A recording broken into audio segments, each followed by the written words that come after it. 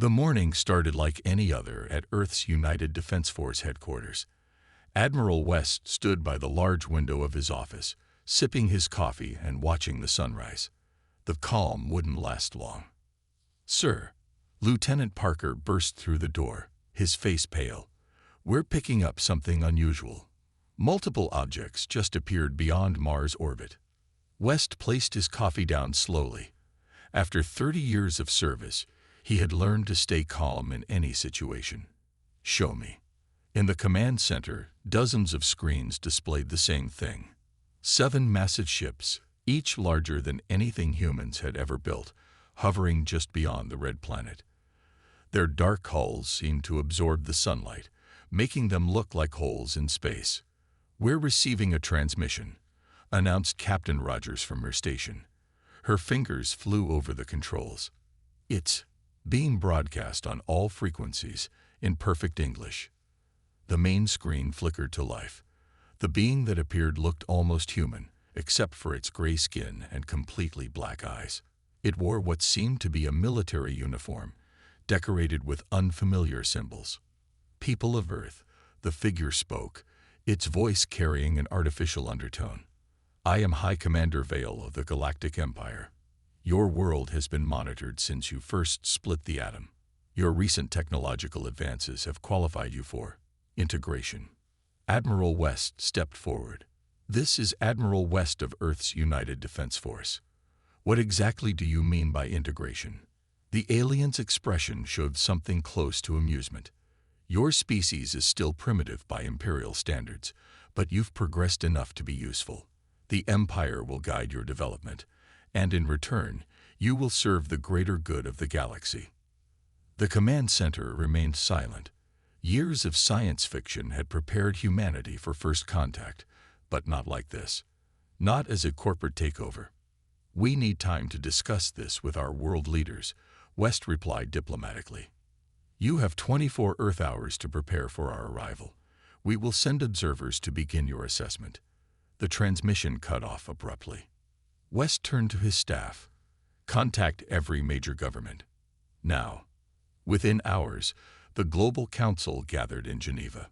Leaders from every nation sat around a massive table, watching the replay of the transmission. The room buzzed with worried conversations in dozens of languages. "They're treating us like a company acquisition," said President Wilson of the North American Alliance. "No," corrected Dr. Brown, Earth's leading xenopolitics expert. "They're treating us like a primitive tribe to be colonized. History is repeating itself, but this time, we're the natives." Admiral West stood before the council, his voice steady. "We've analyzed their ships. Their technology is advanced, but not incomprehensible, and they made a crucial mistake." The room fell silent. "They didn't detect our Aegis Shield projects, all 7 of them." A small smile crossed his face. "They think we're still playing with basic rockets and satellites." The Chinese premier leaned forward. "The quantum shield technology. It's ready. Tested and functional," West confirmed. "We developed it differently from their conventional technology. That's why they can't detect it. Their scans are looking for the wrong things." The African Union representative stood up. "So we have options." "More than that," West replied. "We have advantages. Their transmission revealed their communication protocols.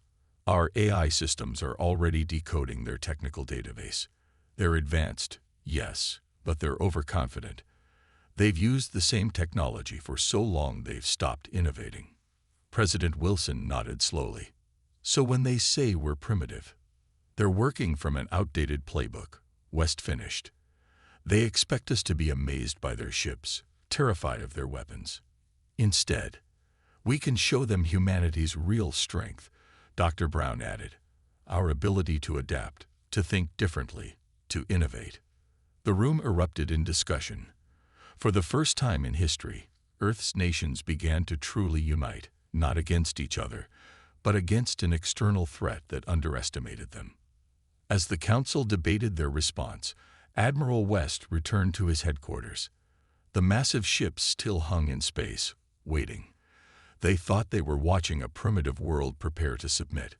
They were about to learn how wrong they were. 3 Imperial shuttles descended through Earth's atmosphere, their black hulls reflecting the morning sun. Commander Reed watched from the landing pad at the Global Defense Center, his face carefully neutral. Behind him stood a team of Earth's finest, scientists, military officers, and diplomats. "Remember," he said quietly to his team, "show them only what's on the approved list. Nothing more." The shuttles landed with perfect precision. Their doors opened with a soft hiss, revealing the Imperial assessment team. Lord Grey, their leader, stepped out first. He looked almost human, except for his metallic gray skin and those unsettling black eyes. "Welcome to Earth," Commander Reed said, stepping forward with an extended hand. Lord Grey ignored the gesture. "Let's begin the assessment. We have much to evaluate and little time to waste on." Primitive courtesies. Reed's smile didn't waver. "Of course. Please, follow me." The tour began with Earth's most advanced facilities. The Imperial team walked through research labs, manufacturing plants, and military bases. Lord Grey made notes on a floating holographic tablet, his expression growing more dismissive with each stop. "Your nuclear fusion is inefficient," he commented at the power plant. "Your space vessels are painfully slow. Your weapons are primitive projectiles. This is exactly what we expected." Dr. Evans, the lead scientist at the facility, gripped her tablet tighter. She knew what they weren't showing them. The quantum reactors, the gravity drives, the shield technology, all hidden in plain sight, disguised as ordinary buildings or underground facilities. At the most advanced military base, Major Thompson demonstrated Earth's fighter jets. The Imperial observers laughed openly. "You still use atmospheric flight?" One of them sneered. "How quaint." Lord Grey raised his hand, silencing his team. "Tell me, Commander Reed, do you truly believe these machines could defend your world?" Reed maintained his diplomatic smile. "We work with what we have, Lord Grey." "Indeed." Grey made another note. "Your honesty about your limitations is refreshing. Most primitive worlds try to impress us with their pitiful achievements." The tour continued through the afternoon. At each stop, Earth showed carefully selected technology, always slightly behind Imperial standards. And at each stop, the Imperial team's arrogance grew. What they didn't notice were the subtle signs. They missed how the primitive radar systems tracked their every movement with perfect accuracy. They ignored the decorative panels on buildings that were actually quantum communication arrays. They dismissed the maintenance workers who were really operating the hidden defense grid. In the final meeting room, Lord Grey presented his assessment to Earth's Leadership Council. "Your world," he announced, "is precisely where we expected it to be. Your technology is basic but functional. Your military is primitive but organized. You will make adequate servants of the Empire." President Wilson leaned forward. "And if we decline this opportunity?" Grey's black eyes narrowed. "That would be most unwise. The Empire does not tolerate rejection. Accept our guidance, and you may advance enough to become useful citizens in a few centuries. Refuse." He let the threat hang in the air. "We understand," Reed said smoothly. "We'll need time to prepare our people for integration. You have 1 week." Grey stood. "The Empire is generous, but not patient." After the Imperial team departed, the real command center came to life deep underground. Admiral West's voice came through on the quantum channels that the Empire couldn't detect. Did they suspect anything? "No," Reed replied, watching the shuttles disappear into the sky. "Their arrogance is our best advantage. They see exactly what they expect to see, a primitive world ready for conquest." Dr. Evans pulled up the real data on their screens. "Every moment they were here, we were scanning their technology. Their ships, their weapons, their communications. We now know more about them than they could imagine. And the shield network. Still completely invisible to their scans," she confirmed. "They have no idea what's waiting for them." Reed looked at the sky where the shuttles had vanished. The Empire thought they were evaluating Earth. Instead, Earth had been evaluating them. In 1 week, they would learn just how wrong their assessment had been. The Global Council chamber buzzed with energy. For the first time in history, every nation on Earth had united with a single purpose. The massive screens around the room displayed countdown clocks. 6 hours until the Empire's deadline. Professor Miller stood at the center of the chamber, her presentation drawing everyone's attention. "The quantum shield network is fully operational," she announced, bringing up a holographic display of Earth. Tiny points of light covered the globe in a web-like pattern. Every continent, every major city is now protected. "And they still can't detect it?" asked the Russian representative. "Their technology works on completely different principles," Miller explained. "They're looking for energy signatures that our shields don't produce. It's like trying to find a stealth jet with a metal detector." Admiral West stepped forward. "What about our countermeasures?" Miller nodded to her assistant, who brought up new images. "We've analyzed every piece of Imperial technology they showed us during their assessment. Their ships use a standard energy shield that's been unchanged for centuries. Our quantum weapons will pass right through them." The chamber erupted in murmurs of approval. President Wilson raised his hand for silence. "Then we are all in agreement. We proceed with the plan." The vote was unanimous. For the first time since humans first drew borders on maps, every nation voted as one. In orbit, the Imperial ships waited. Their massive forms cast shadows on the moon's surface, a constant reminder of their presence. But now, hidden in plain sight, Earth's own ships waited too. Disguised as satellites and space debris, hundreds of vessels equipped with quantum drives and advanced weapons held their positions. Commander Reed stood at the main communication center, preparing to deliver Earth's response.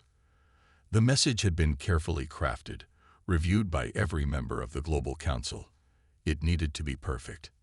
"Imperial vessels," Reed began, his voice clear and strong.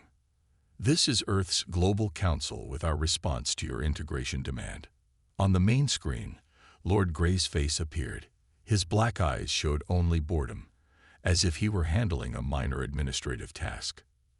"Proceed with your acceptance," Grey said. "The Empire will begin integration immediately." Reed allowed himself a small smile. "That won't be necessary, Lord Grey. We've prepared a document for your review. We call it the Sol System Sovereignty Act." Grey's expression shifted slightly. "Sovereignty. You misunderstand your position. You have no choice in this matter." "Actually," Reed continued, "we do. Article 1 of the Act. The Sol system and all its inhabited worlds hereby declare their complete independence from any external authority, including the Galactic Empire." "This is absurd," Grey snapped.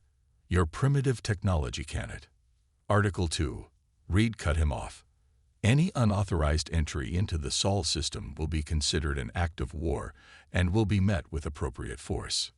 The boredom in Grey's eyes was replaced by anger. "You dare to threaten the Empire with your primitive weapons and basic ships." In response, Reed pressed a button. Across Earth, the quantum shield network became visible for the first time. A shimmering, iridescent barrier rose from the surface, extending high into the atmosphere. At the same time, Earth's hidden fleet decloaked, revealing hundreds of advanced ships surrounding the Imperial vessels. "As you can see," Reed continued calmly, "we are not as primitive as you assumed. We've spent the last week studying your technology. We know its weaknesses. We know how to defeat it." Grey's face had lost its gray color, turning almost white. "This is impossible. Our scans showed." "Your scans showed exactly what we wanted them to show," Reed explained. "The Empire has grown complacent, Lord Grey. You've stopped innovating, stopped adapting. But humanity never stops moving forward." The Imperial ships began powering up their weapons, but they were already surrounded, outmaneuvered by the very primitives they had dismissed. You have 1 hour to leave the Sol system, Reed declared. Any hostile action will be met with immediate response. Earth is not your colony. Earth is not your servant. Earth is free. As the message ended, humanity held its breath.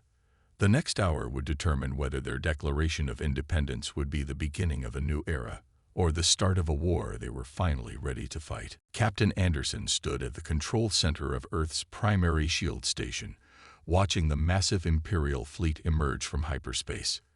The enemy ships filled the view screen, their dark hulls blocking out the stars. Not 7 ships now, but 70. They really didn't like our answer, he muttered, then turned to his crew. Shield status. Quantum grid at full power, Lieutenant Baker reported. All nodes responding. Coverage is complete. The Imperial ships moved into attack formation, their weapons charged, creating an eerie purple glow against the blackness of space. Earth's hidden fleet remained cloaked, waiting. Incoming transmission, announced the communications officer. The main screen lit up with Lord Grey's face, now twisted with rage. Your pathetic defiance ends now. The Empire does not tolerate rebellion. You have one last chance to surrender. Anderson stepped forward. This is Captain Anderson of Earth's Defense Force. We gave you our answer. The Sol system is off limits. Then you choose extinction. Grey's image vanished. The first wave of Imperial ships opened fire. Massive energy beams, each powerful enough to vaporize a city, struck Earth's quantum shield. But instead of the expected destruction, something remarkable happened. The shield didn't just block the attacks, it absorbed them. The quantum grid glowed brighter with each hit, turning the energy into power for its own systems. Professor Miller's voice came through on the command channel. It's working perfectly. Their weapons are actually making our shields stronger. Anderson watched the Empire's most powerful weapons prove completely useless against Earth's defense. Years of secret development, of thinking differently from the standard Imperial technology, were paying off. Sir, Baker called out. They're launching fighters. Thousands of small Imperial ships poured from the larger vessels, swarming toward Earth like angry wasps. They hit the shield with everything they had. Energy weapons, missiles, even trying to ram through it. Nothing worked. In the Global Defense Center, Admiral West gave the order they'd been waiting for. Launch the counterattack. Show them what Earth can really do. Earth's hidden fleet to cloak directly behind the Imperial armada. Their quantum drives hummed to life, weapons charged with energy the Empire had never seen before. This is Commander Reed to all Earth vessels. The command came through. Execute attack pattern Delta. Remember your training. Earth's ships moved with perfect coordination. Their quantum weapons passed straight through the Imperial shields as if they weren't even there. The first volley disabled 10 Imperial capital ships, their systems overloaded by energy they couldn't understand. Lord Grey's voice boomed across all channels, panic now evident. Impossible. Your technology is primitive. Our scans showed. Your scans showed what we wanted them to show, Anderson replied calmly. While you were looking down on us, we were studying you, learning your weaknesses, preparing. The Imperial fighters tried to regroup, but Earth's ships were faster, more maneuverable. The quantum drives gave them abilities the Empire had never seen, letting them appear and disappear at will, striking from impossible angles. In the shield control room, Anderson watched the battle unfold. The mighty Imperial fleet, terror of 1,000 worlds, was being systematically taken apart by the very primitives they had come to conquer. Sir, Baker reported with a grin, they're retreating. The Imperial ships are pulling back. Sure enough, the surviving Imperial vessels were turning away from Earth, their formations broken, their confidence shattered. The fighters scrambled back to their carrier ships as Earth's fleet continued its relentless assault. Should we pursue? Reed asked over the command channel. Admiral West's response was firm. No, let them go. Let them tell the Empire what happened here. Let them spread the word. Earth is not to be underestimated. As the Imperial fleet jumped away into hyperspace, Anderson looked at the quantum shield grid readings. Not a single section had failed. Not one weapon had broken through. Earth's greatest innovation had just proved itself against the galaxy's greatest power. "Send word to all stations," he ordered. "The shield holds. Earth stands free." Major Thompson watched the holographic display as Earth's fleet moved through hyperspace. After 2 weeks of preparation following the Empire's failed attack, humanity was ready to take the fight to them. 500 ships, all equipped with quantum drives and shields, headed toward the nearest Imperial outpost. "All ships report ready," Lieutenant Baker announced from her station. "Quantum systems are stable." Thompson nodded. Time to show the Empire we're not just good at defense. The fleet dropped out of hyperspace near Imperial Station Beta, a massive space station that served as the Empire's local command center. The station's sensors didn't detect them. Earth's quantum cloaking systems made sure of that. "Look at them," Thompson said, watching Imperial ships move about their normal business. "They still think they're untouchable out here." Professor Miller's voice came through the command channel. "Remember, their defense systems won't detect our approach. The quantum signatures are completely invisible to their technology." The Earth fleet moved into position, surrounding the station. Dozens of Imperial ships docked or patrolled nearby, none of them aware of the danger. "All ships, execute Attack Plan Echo," Thompson ordered. "Hit their key systems first." Earth's ships decloaked simultaneously.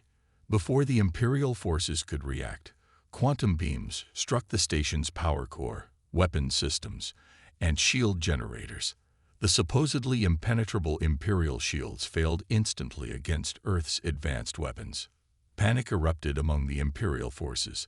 Their ships scattered in confusion, unused to being surprised. Their standard tactics fell apart as Earth's vessels moved in ways their combat computers couldn't predict. "Imperial Station Beta," Thompson broadcast on all channels. "This is Major Thompson of Earth's Defense Force. Your shields are down. Your weapons are offline. Surrender." The station's commander appeared on screen, his gray face pale with shock. How did you find us? How did you get past our defenses?" "The same way we defended Earth," Thompson replied. "By thinking differently, by innovating while you stagnated." Suddenly, alarms blared across the Earth fleet. Multiple Imperial ships dropping out of hyperspace. Baker announced, "It's a response fleet." 100 Imperial battleships appeared, led by a massive dreadnought. Lord Grey's voice boomed across all channels. "So the primitives think they can attack the Empire itself. This ends now." Thompson smiled. This was exactly what they had hoped for. "Execute Phase 2. As the Imperial fleet charged forward, Earth's ships split into smaller groups, using their quantum drives to jump in and out of position faster than the Imperial targeting systems could track. Each jump brought them closer to the enemy vessels. "Impossible," Grey shouted as his ship's weapons missed again and again. "Stand still and fight properly." "We're not fighting by your rules anymore," Thompson responded. "Professor Miller, now." Miller activated their secret weapon, a quantum pulse that spread across the battlefield. Imperial ships suddenly found their shields fluctuating, their weapons losing power. The quantum pulse disrupted their energy systems at the most basic level. What are you doing to our ships?" Grey demanded, real fear in his voice for the first time. "Teaching the Empire a lesson," Thompson replied. "Technology doesn't stand still. Neither does humanity." The Earth fleet pressed their advantage. Their quantum weapons struck with surgical precision, disabling rather than destroying the Imperial ships. Within 20 minutes, the mighty response fleet hung powerless in space. "Imperial Station Beta and all Imperial forces," Thompson broadcast. "Your ships are disabled. Your station is under our control. This sector now belongs to Earth." The station commander's response was quick. "We surrender. Please, we surrender." As Earth's forces secured the station and the disabled ships, Thompson sent a message back to Earth Command. Phase 1 complete. The Empire's grip on this sector is broken. Admiral West's reply was satisfied but cautious. Well done, Major. But stay alert. This is just the beginning. The Empire won't take this humiliation lightly.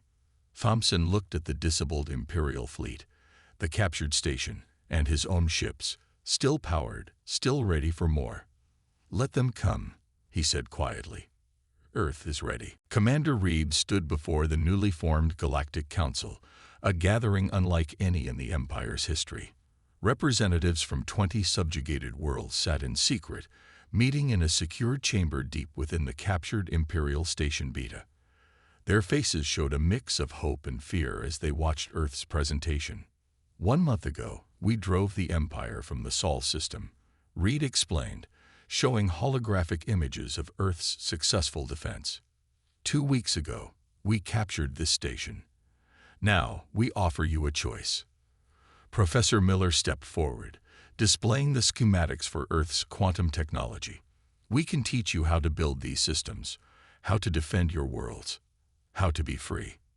The alien delegates whispered among themselves. A tall delegate from the Centauri world stood up. The Empire has ruled us for centuries. Their ships are everywhere. Their spies watch everything. Not everything, Miller replied with a smile. She pressed a button, and suddenly the room was surrounded by a quantum field. They can't detect our technology, can't spy on our meetings, can't stop us from sharing knowledge. Admiral West's voice came through the quantum communicator, clear despite being light years away on Earth. The Empire's power comes from control. Control of technology, of trade, of information. We've broken that control. On the main screen, live feeds showed Imperial fleets across the galaxy, struggling to maintain order. More worlds had heard about Earth's success. More systems were questioning Imperial rule. Rebellion is spreading, Reed continued. The Empire's ships are stretched thin trying to maintain control. They can't be everywhere at once. Suddenly, alarms blared through the station.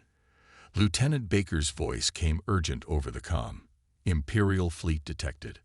Multiple dreadnoughts approaching. The delegates panicked, but Reed remained calm. Watch, he said simply. On the tactical display, 5 Imperial dreadnoughts emerged from hyperspace. Lord Grey's voice boomed through all channels. Rebels and traitors, your insignificant rebellion ends now. Reed nodded to Miller. Show them. The station's new quantum shields activated, surrounding it in a shimmering barrier. Earth's hidden fleet decloaked, revealing twice as many ships as the Imperial force. You see, Reed addressed the delegates. The Empire isn't invincible. They're not gods. They're just bullies who've gone unchallenged for too long. The Imperial ships opened fire. Their most powerful weapons splashed harmlessly against the quantum shields. Earth's fleet moved in perfect formation, their quantum drives letting them dance around the slower Imperial vessels. Your worlds can have this technology, Miller told the amazed delegates. Your people can be free. All you have to do is stand with us. The Centauri delegate stood again. My people will fight. We've waited centuries for this chance. One by one, other delegates stood. Each proclamation of support was a death knell for Imperial control in their sectors. Lord Grey's voice came again, but this time it shook with rage and fear. You primitives. You don't understand what you're doing. The Empire brings order. No, Reed replied calmly. The Empire brings stagnation. Humanity brings change, evolution, freedom. As they watched, Earth's fleet disabled the Imperial dreadnoughts with surgical precision. No ships destroyed, no lives lost. Just another demonstration of superior technology and tactics. The Empire calls Earth primitive. Reed addressed the delegates one final time. They think because we're young, we're weak. But youth brings innovation, change, progress. While they've stayed the same for 1,000 years, we've evolved in decades. The delegates cheered as the last Imperial ship went dark, drifting powerless in space. The mighty Empire, which had ruled the galaxy for centuries, was facing something they'd never expected: defeat. Miller activated a galactic map showing spreading points of light, worlds joining Earth's alliance. The Empire's grip is breaking. System by system, world by world, freedom is spreading. And this is just the beginning. Reed looked at the assembled delegates, representatives of worlds that had only dreamed of freedom until now. The galaxy is changing, he said. The question is, are you ready to change with it? The answer was unanimous. The Empire's long night was ending. A new dawn was breaking across the stars. Admiral West stood at the window of the new Galactic Alliance headquarters, watching ships from 100 different worlds move through space around Earth. 6 months had passed since the first Imperial ships had appeared in the Sol system, thinking they would find an easy conquest. Instead, they had found their match. The latest reports are in, Commander Reed announced, entering the office. The Empire has withdrawn from the Orion Arm completely. 30 more systems declared independence this week. West nodded, turning from the window. And Lord Grey surrendered this morning. Reed displayed a hologram of the Imperial fleet's final retreat. The Emperor himself stripped him of command after losing the Battle of Centauri. Professor Miller joined them, bringing up a galactic map showing the dramatic changes of the past months. The Empire's territory, once covering most of the known galaxy, had shrunk to less than a quarter of its original size. Our quantum technology has spread to over 200 worlds now, she reported. The Empire can't maintain control when they can't detect our communications or penetrate our defenses. The door opened again, and Major Thompson entered with Lieutenant Baker. Both wore the new uniforms of the Galactic Alliance Defense Force, a combination of Earth's military tradition and symbols from their alien allies. The first joint fleet exercise was a complete success, Thompson reported proudly. Ships from 15 different worlds, all working together, all using quantum systems. The Empire's standardized tactics don't stand a chance. And the Open Stars Initiative? West asked. Baker brought up another display, showing streams of data and trade routes, working better than we hoped. Free exchange of technology and ideas between all member worlds. We're seeing innovations that even Earth never thought of. The Centauri improved our quantum drives. The Rigel system enhanced our shield efficiency.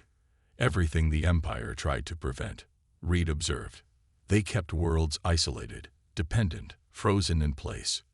Now, a flash of light from the window interrupted him.